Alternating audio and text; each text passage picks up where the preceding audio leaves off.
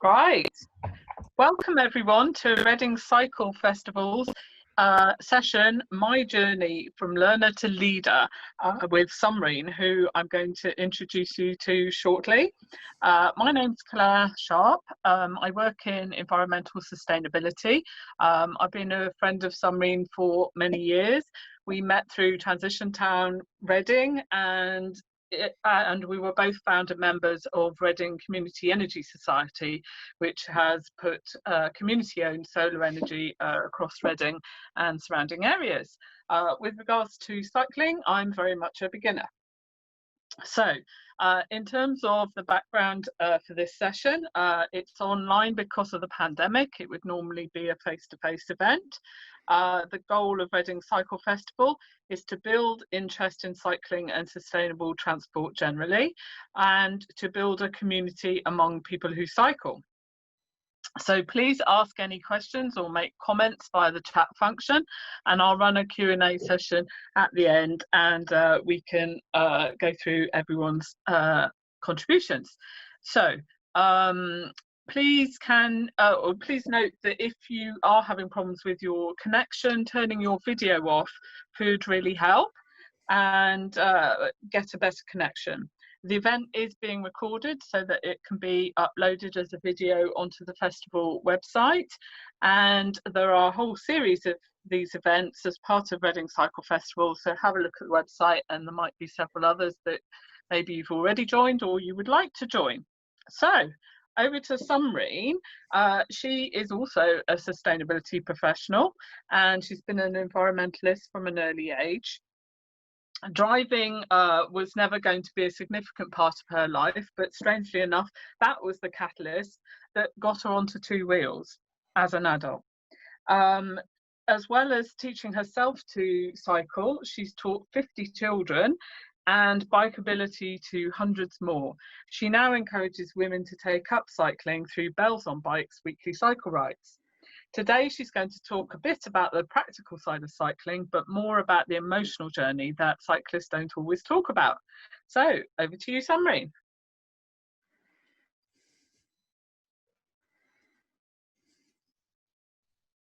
Thank you very much, Claire. Oh, it's on mute.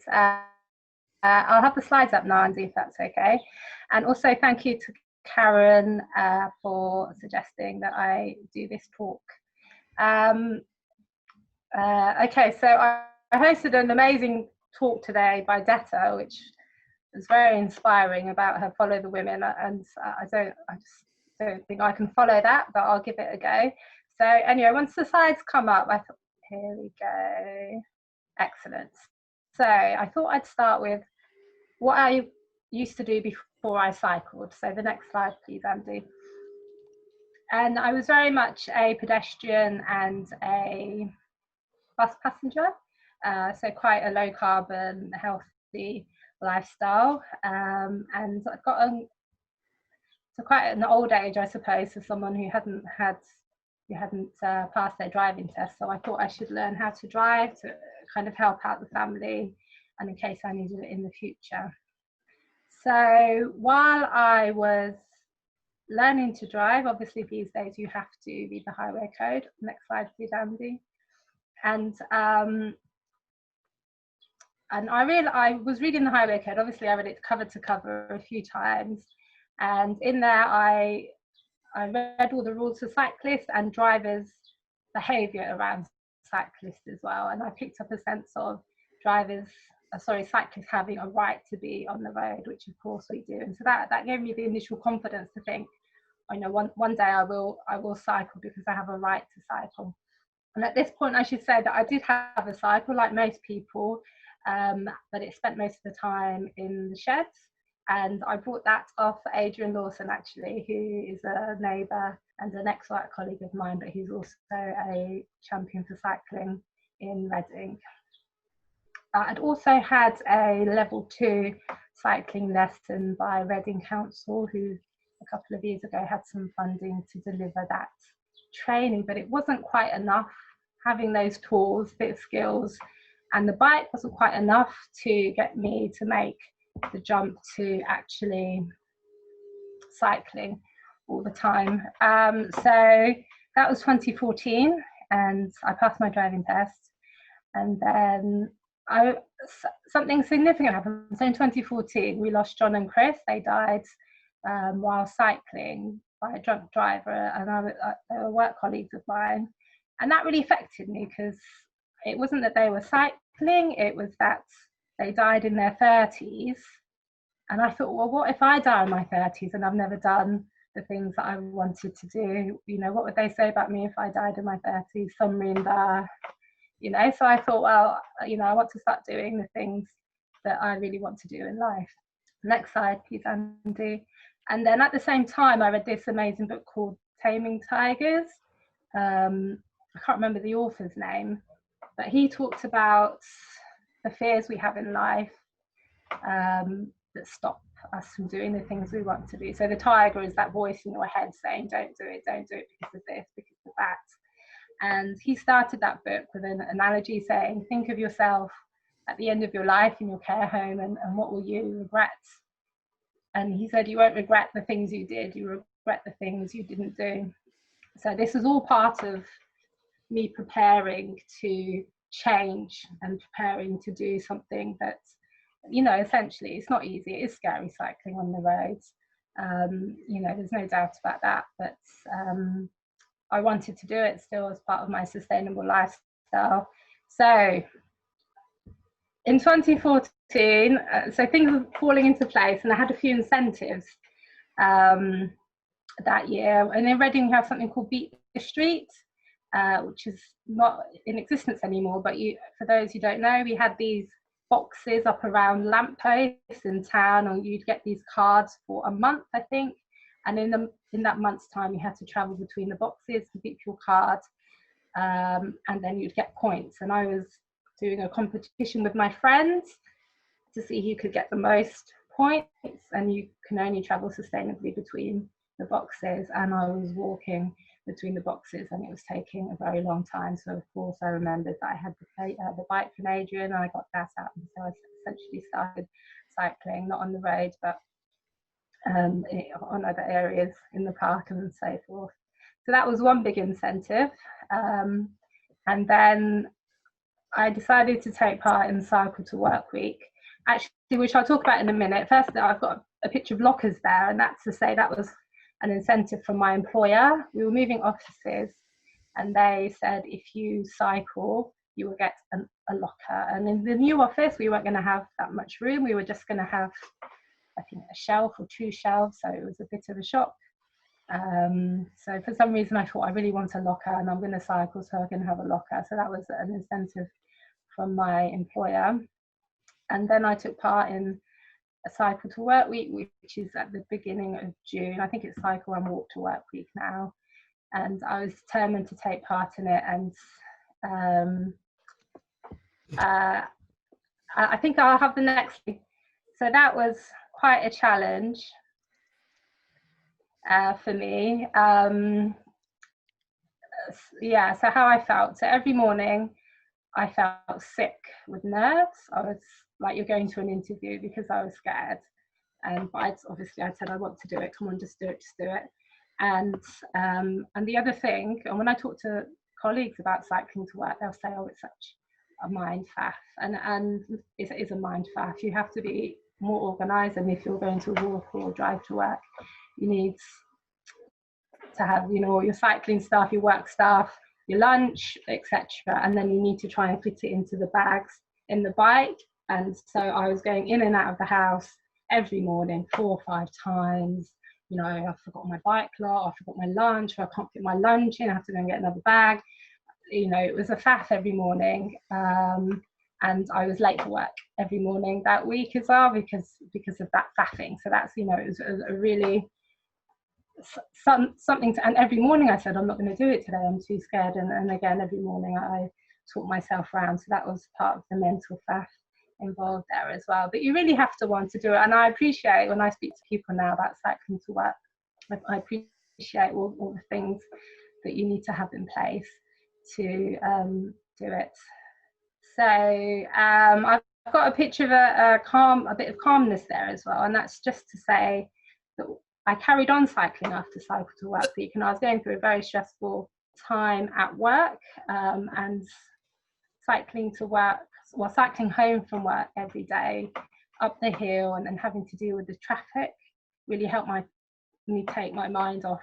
I was in a redundancy situation for about 1.5 years, so it really helped me take my mind off that every day. So I wasn't taking the stress home; it was a buffer, and that kept me going really again, because you're feeling the mental health benefits of that.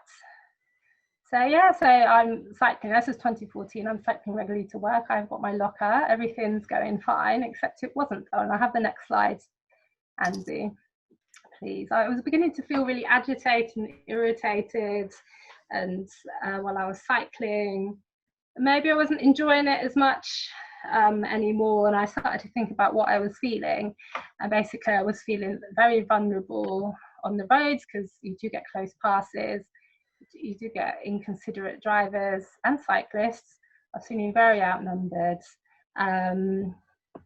It's the winter now, cars are shooting past me, it's windy, it's rainy, it's dark, and I was feeling isolated because I didn't know any other cyclists that felt the same way as me. Actually, I don't think I knew any other cyclists. None of my friends cycled. Obviously I knew Adrian, but I didn't see him regularly. So I was feeling all these really negative things, and I thought I'd talk about these because I think this is how people feel when they're thinking about cycling. They think it is going to be unpleasant, and it is unpleasant. But again, I found 2 coping strategies which are very important to remember. First of all, I decided I wouldn't let it bother me.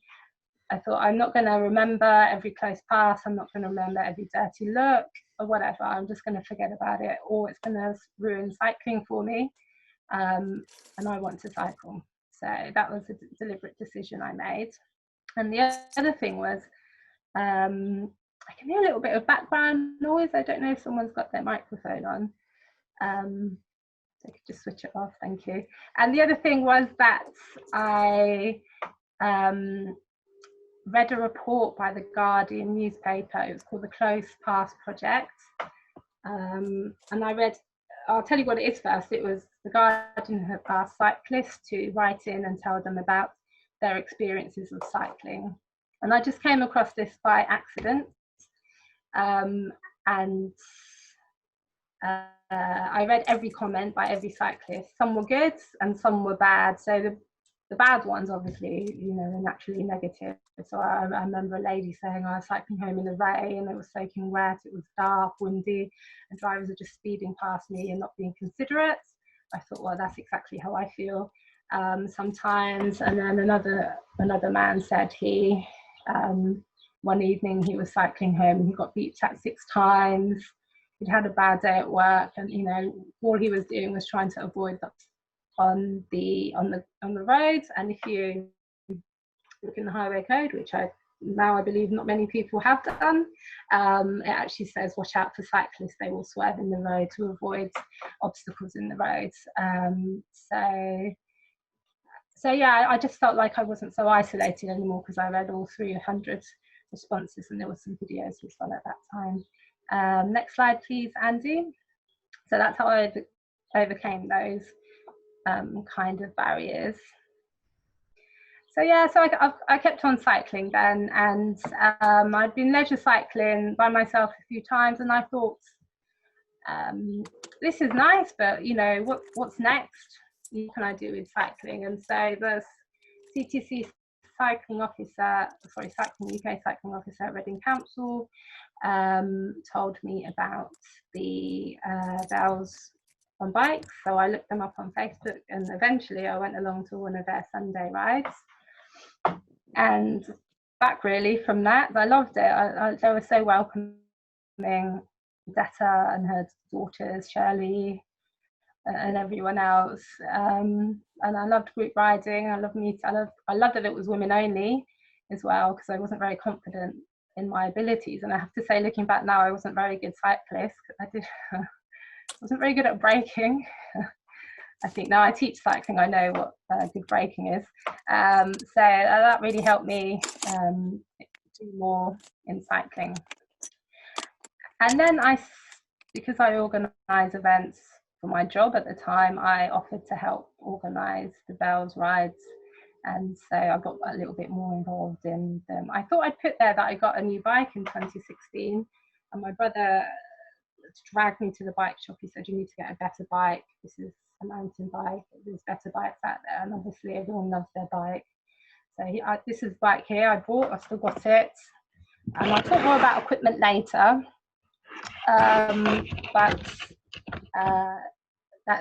That's my second bike, and it's the bike I've got. It's a hybrid, and I bought it from SC UK in town, off the shelf, nothing special at all. That shop's gone now, unfortunately. Anyway, so moving on, through Bells, Detta told me about Avanti cycling, and she said, why don't you do the ride leader course? We could do with more ride leaders. So I did that with Shirley. It was a lot of fun, but I was scared. I was very scared and very out of my comfort zone when I did that.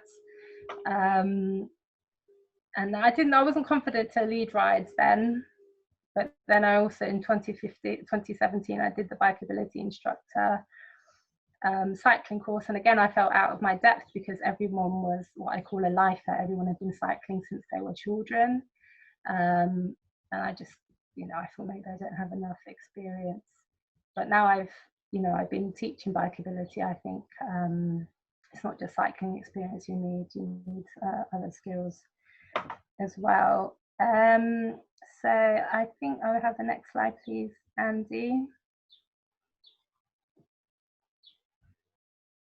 So yeah, so we just had an amazing talk by Detta on the Follow the Women charity, Pedal for Peace in the Middle East, and that was my first cycling trip or cycling tour, and it's actually been my only cycling tour, and what an amazing experience it was. It wasn't easy. I'm not necessarily talking about the cycling. The other bits of it as well were quite difficult because we were sharing facilities, but there's over 130 women from 16 different countries, and we were all cycling. I love my bike in Lebanon. So I now know that my bike isn't necessarily the right fit for me because that bike was the right size for me. And so that was another amazing experience. And I'll talk about the equipment I bought for that ride at the end of the talk, but you don't need that much equipment, I think, is what I'm going to try and say at that point. So Andy, if I could have the next slide, please. So yeah, at this point, I think I was probably learner to leader in 4 years. I did start leading women's rides, and here's one of our pictures from one of our group's rides here, and we advertise our rides on Meetup and Facebook, and this is a comment and a picture from one of the rides that we did. And so this is just to demonstrate the kind of ladies we have coming along. This lady here was she came to the UK as a student, and she learnt to ride here through one of our schemes. Karen taught her how to ride, and then she joined the Bells, and her enthusiasm for cycling is just infectious, really. She's just so happy when she's cycling, and though she doesn't have the gear, again, we're talking about Salwa here in the middle just behind me, but she loves it. She doesn't have the raincoat or cleats or anything, but she really loves cycling here. And the other picture there is a picture of us in Lebanon. That's Rachel there, who I remember talking to about Lebanon before we went and thinking, shall we go, what about work, what about the situation there. She's one of our Bells riders. So yeah, so I'm leading the Bells rides now, and I really think it's important for me to share with others the joy of cycling. That's a really important part of cycling for me, is the communal element of it. I'll have the next slide, please, Andy. And getting others to enjoy it as much as I do. This is one of our evening social rides at the bottom here. And just to say, yeah, we do have quicker intermediate rides. We stretch our legs, we go a little bit faster and a little bit longer. So that's the case for the beginners that have improved and want to do a bit more.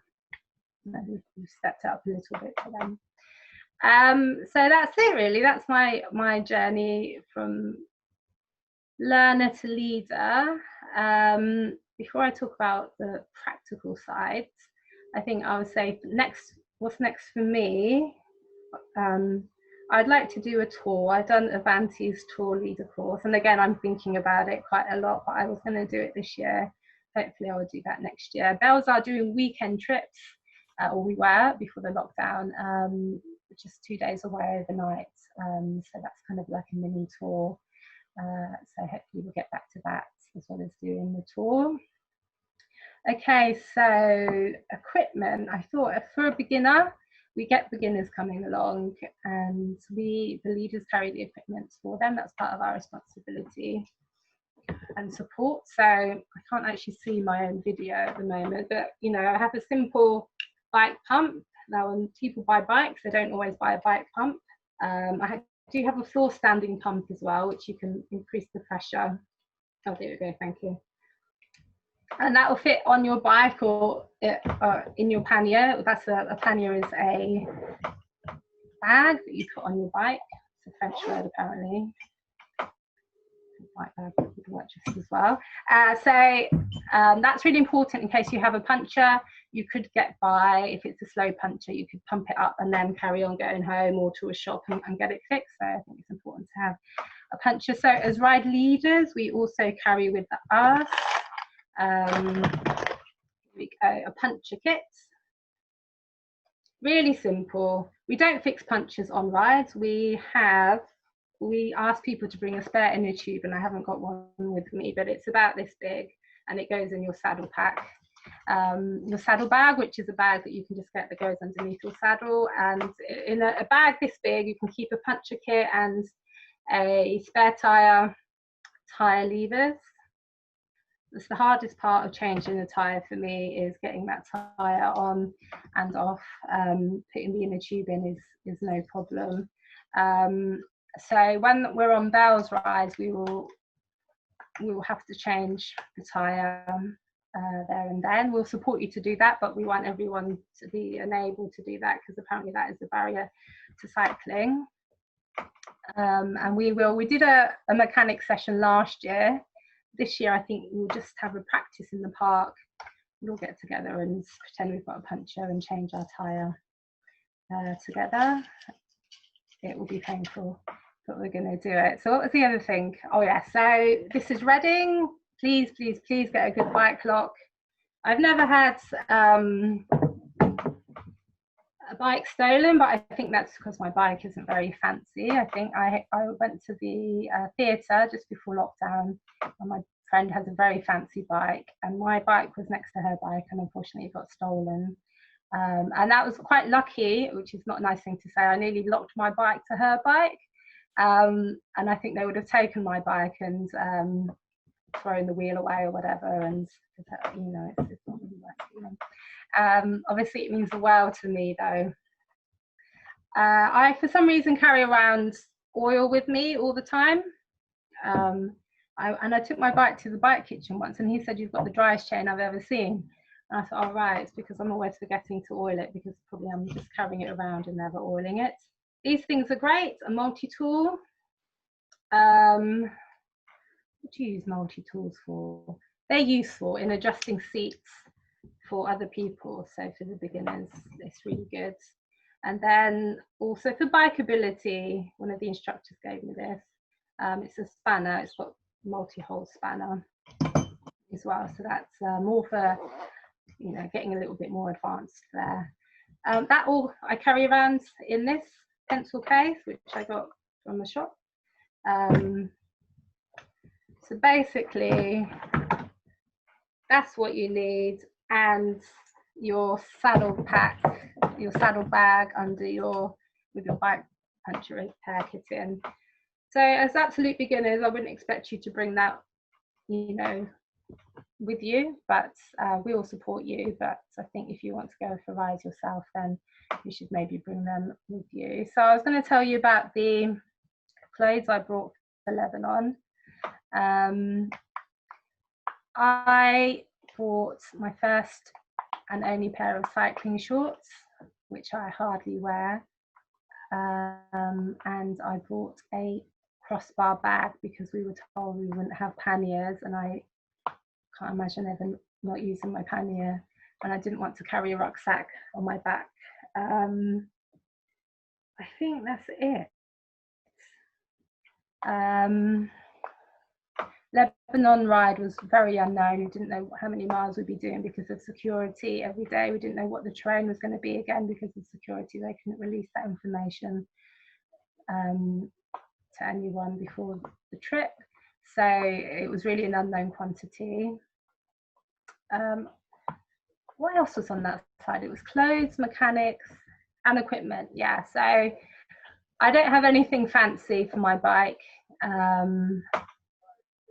In fact, I've had some beginners turn up who look more like a professional. I'm thinking, what are you doing on my beginner's rides? You're covered in lycra, you know, and you've got a funny shaped helmet and cleats. One lady turned up with cleats once. I thought, why are you on my ride?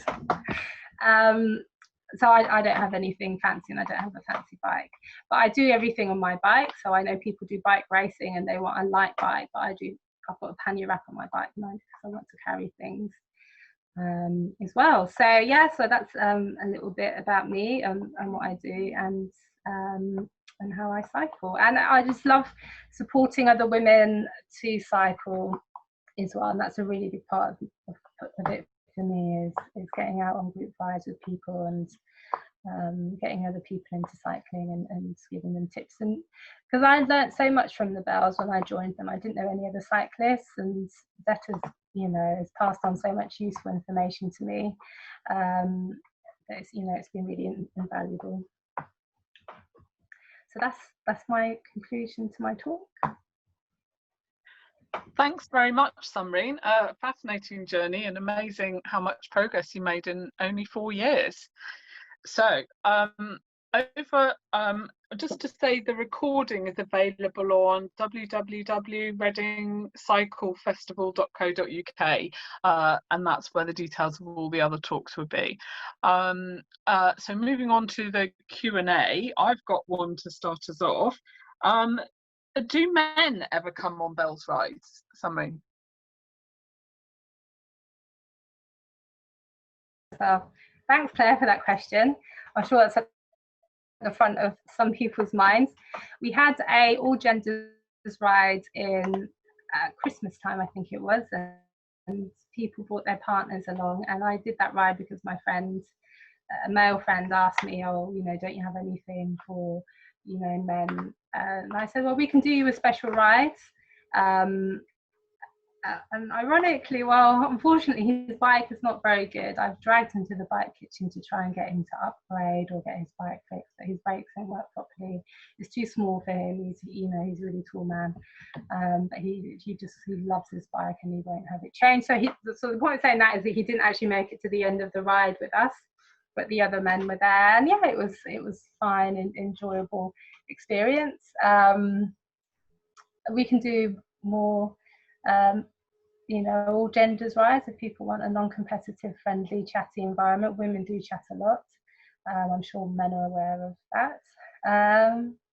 And it's a shame that provision isn't there. There isn't a non-sporting provision for men. I know Javid, when he's the CTC cycling officer that set up Bells, he did do some faith community men-only rides, but I don't think they've managed to keep going like Bells have. But yeah, I think there is probably a need for that in the community, for sure. But yeah, we do them every now and again to be inclusive. Okay, cool, thanks. Right, Catherine is saying that punctures are definitely a barrier to cycling long distances. And do you have any thoughts on gel to prevent punctures? Yeah, there are some super duper gel tires out there. I haven't got any, and I think I remember one of our Bells did have it, and it wasn't really working for her. So I can see there's a few cycling experts listening today. I don't know if you want to chip in and give your opinion on gel tires. I just have normal tires. I haven't experienced that world. Yeah, just chip in the chat if you like. Catherine, you can read reviews about the gel tires as well, but it will happen a lot less than you think it will. I'm sure you know not to ride on the side of the road.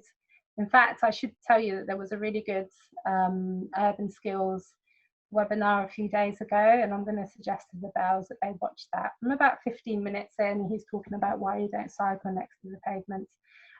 He's explaining it really well, so I'm going to signpost that to all the Bells. Part of the reason is to help prevent punctures from all the dirt on the side of the road. Come and practice with us, Catherine, when we have a session in a few weeks. Okay. So next question from Shabana. She's saying she would love to join a mechanics DIY session, as she knows very little about repairs but enjoys long rides. So do you know when there might be another mechanics session? Obviously understand might be tricky at the moment with the current situation, but are there any mechanics sessions planned? We were going to just meet in the park and just help each other do a mechanics session. So we can do that. Everyone wants to do it. One of our leaders suggested it, just meeting up and practicing changing the tyre. Shabana, it's really easy. Watch a YouTube video. Getting that tyre off and on is the hardest part. And these levers, I've broken some trying to do it. Apparently there is a technique, and so let's do that. When are you free? Let me know. You've got my number. And Catherine, let me know when you're free. We'll go and do it. We'll have up to 6, obviously, and we'll all wear masks. Yeah, count me in as well, Summreen. Oh, you want to come too? Excellent. Yes, teach me mechanics. Definitely a bit of a barrier in my mind as well. Yeah. So, right, next question from Mince. What type of tour are you thinking of doing? Group tour or solo? No, I don't want to do a solo tour. I think I'm all about riding with people. It was like I was talking to Jared, I think, the other day about how I don't like riding by myself, even locally. So yeah, well, it might be really good. I don't know, but no, I think a group tour would be good to have the shared experience of trying to find our way and cycling up hills, etc. Yeah. So the tour I wanted to do was a no-flying tour to Ireland, sail and rail and sail. And my passport is actually expired, so I don't know if I even need to get a passport for that now. But I'm not going to do it this year. I think I'm going to wait until things are a bit clearer with the situation, with the COVID situation. Okay. And I will advertise it to Belle's friends to see as well. So yeah. So yet another reason to join Bells. So it sounds like Catherine and Shabana sound very keen to join Bells. So yes, you can hopefully see their joining the group very shortly. So any other questions from anyone? I've just noticed I've got a lot of private things here. Let me have a look if there's any questions. Oh, that's Mint. Yeah, more for the mechanics. Yeah, I think I've answered them all. Definitely. I think hopefully we're recording this session, and so if you know anyone that wants to get cycling, then yeah, please do let them know. It's not easy at all, but it's an amazing thing to do. And come along to Bells if you're a lady, and if you're a man and want to join one of our rides and bring a few of your friends, yeah, sure, we'll do a one-off all genders ride again. Not a problem. Obviously it's about getting people cycling, and I was thinking of doing a family ride as well, because I know a lot of families are cycling together, so yeah, that would be good too. Cool. Right, well that's the end of the questions that I can see, Summreen. Have you got any final words for everyone? Not really. Obviously it's important, you know, I've talked a lot about, just look at my notes quickly. Oh yeah, so for Bells we are thinking, or people keep telling us to change our name. We were named by a man, which obviously I prefer we wouldn't. So if anyone's got any known suggestions, but we are quite well known as well. I think I was telling you, Claire, someone recognised me in Chinham in North Basingstoke. I was in the lunch queue with my friend in an office, and I just noticed she was standing on the side waiting to talk to me, and she spoke to me like I was a celebrity. She said, "Oh, I came to one of your rides once, it was brilliant." So yeah, we are quite well known, but let's see what happens. I'd like to develop some branding for us as well, and we do toy with the idea of having matching jerseys or shirts or whatever, but I don't wear any lycra, I don't wear jerseys, so I'd have to think about, you know, what would be good for me. What I normally have lycra on, and then I have like what I call a modesty layer on top, so like a loose layer on top. I didn't talk about clothing too much, did I? So yeah, so like I said, I haven't bought anything specific for cycling. I don't like lycra. I don't think many people like lycra, but you know, they wear it anyway. They must have some benefits. But I haven't reached the dizzy heights of lycra yet. And just to say, yeah, the Bells is, you know, as soon as I joined Bells, I knew that they cared about diversity, that DEFRA cared about diversity, and we really want to keep it a diverse group. I think we are still quite diverse. I think when Bells first started, I watched their videos on Facebook, and there was Muslim women, beginners cycling, and I knew some of them, and some black women as well. And I thought, oh my God, how did you get such a mix of people? And that was the CTC officer. I think he had some funding. That Cycling UK, he had some funding to try and make cycling more diverse, because I think Cycling UK, you know, they are interested in doing that. But yeah, so diversity is really important for Bells. So I hope we keep bringing people of all backgrounds into cycling. Great, Summreen. Right, Shabana's got an idea for the Bells. Velociraptors, as in, but velo for bikes, I guess, at the beginning. So there you go. Okay, very suggestion. good. Yeah. Catherine is saying, what about branded high-vis items, which perhaps say Bells or whatever the new name is? Yeah, and they could be any, or we could just have loose kind of lycra material. I think the tightness is the problem. You know, so yeah, let's talk about it if people are visiting. Shabana, you're a designer, maybe you can design us a logo. Let's see. And Jared is saying to Andy, it might be worth mentioning that CTC do rides for different abilities of different genders, for all genders. So CT Cycling UK also an option to join as well. I haven't been to a Cycling UK before. I have to say, I do find them a little bit. I don't know. I used to get this magazine. It's Reading Cycle Campaign. You used to have this magazine, and in the back of it, they used to have a list of all these rides. And it used to put me off, because I thought, you know, what if I don't make it to so and so point by 1 o'clock? What if I'm not fast enough? So I haven't been yet. I'm sure that's just a concern that I shouldn't have even had, because I'm sure I'm capable of doing that. Thank you, Shabana. We've got a designer for a logo. Thank you very much. Brilliant. We'll be coming to you with new branding soon. Watch out for us. Shabana seems all up for creating a new logo for Bells. Personally, I quite like the name, but anyway, it would see if there is a better name out there. So any other thoughts or questions anyone would like to raise?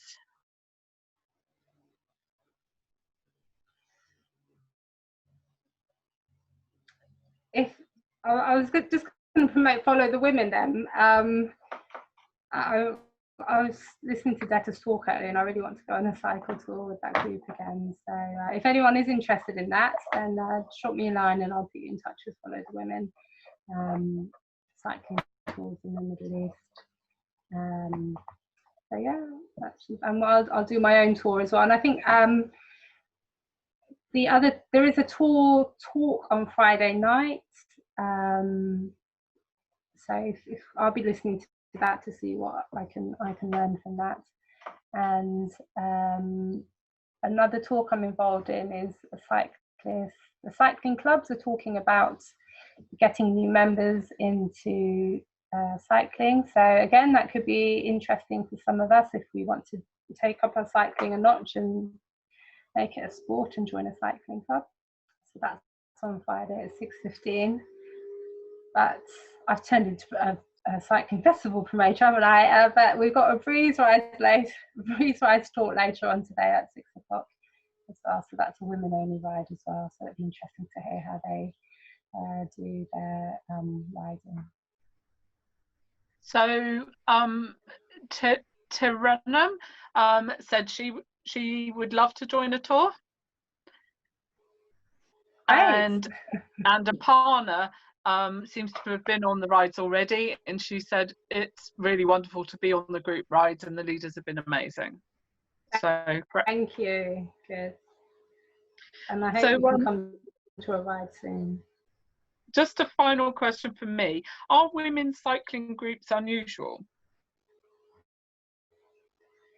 I don't know, because I think there's a lot going on that's not advertised. I know of a group of women and one husband in Wokingham or Woodley that cycle together. So that's, there'll be 8 women and 1 man in that group. They're just friends. Then you've got your breeze rides as well. You'll hear more about them later on. But then at the same time, we have women, come from so far to our rides, wishing that there was something in their local area. We've had women from Oxford, and recently a woman emailed us from Basingstoke saying, well, I wish there was something here. And I told them about the CTC Basingstoke rides. So hopefully she's joined them. A lady came from Camberley, and she came on the ride leader course because she wanted to start something in Camberley. So I think there are options out there. It could just be a problem of advertising, or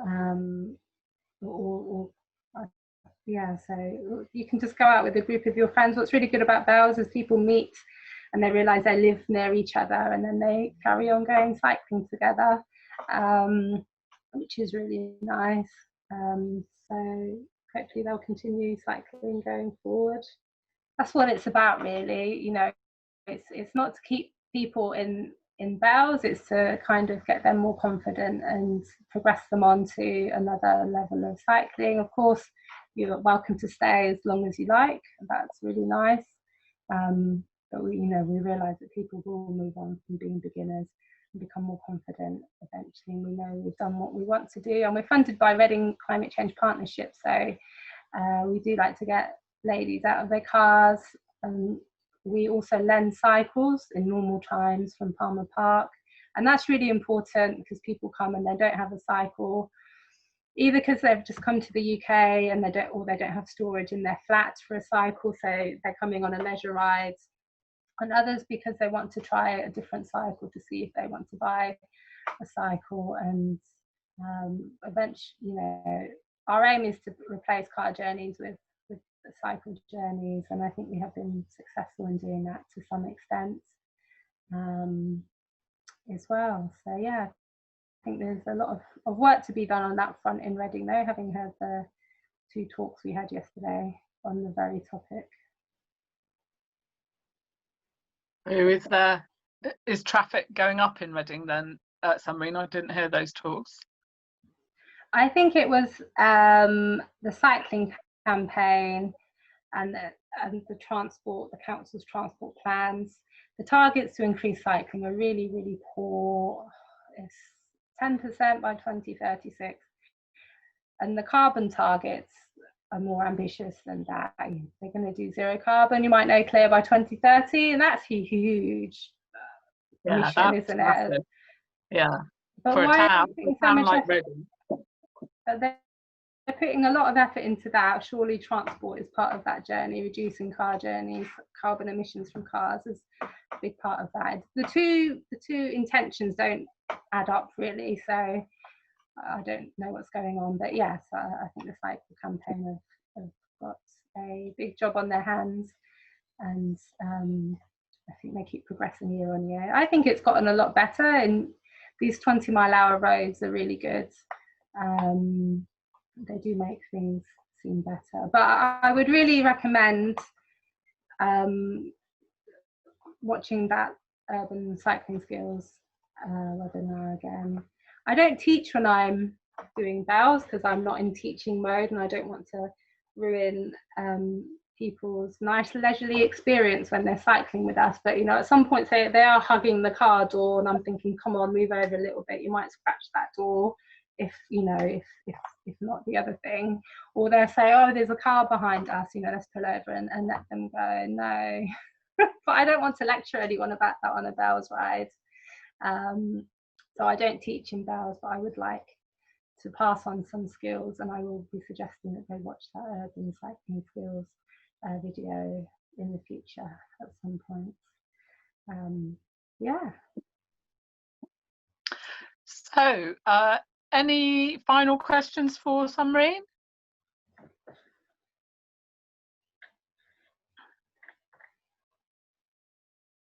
Terry's coming on our tour. Good. Excellent. Well, we've got a lot of work to do. We're going to get some branding soon, and I need to plan a tour now because I've told everyone about it. So yeah, excellent. Are you going to join us, Claire, one day? Are you going to come to Palmer Park? You can drive your car there. You can drive your cycle there, I should say. Okay, I'll save you a space in the next ride. Okay, save me a space. I will come along to a beginner's ride. You've heard it from me, and it's all recorded, so you can play it back if I falter on this commitment. So yes, I'm going to do it. There you go. So right, anything else then, Summreen, or should we wrap up the session? That's it. Let's wrap up. Yeah, I'm quite thirsty now. I've talked so much for an hour. So yeah, thanks for coming, guys. And so yeah, over to you, Claire. Sorry. Yeah, no, Catherine said, well done, Summreen, great talk. So glad you enjoyed it, Catherine. And it sounds like loads of incentive and enthusiasm to get out for all of us, me included, to get out cycling and you know, have lots of fun doing it. So thanks very much, and I hope you enjoyed the session.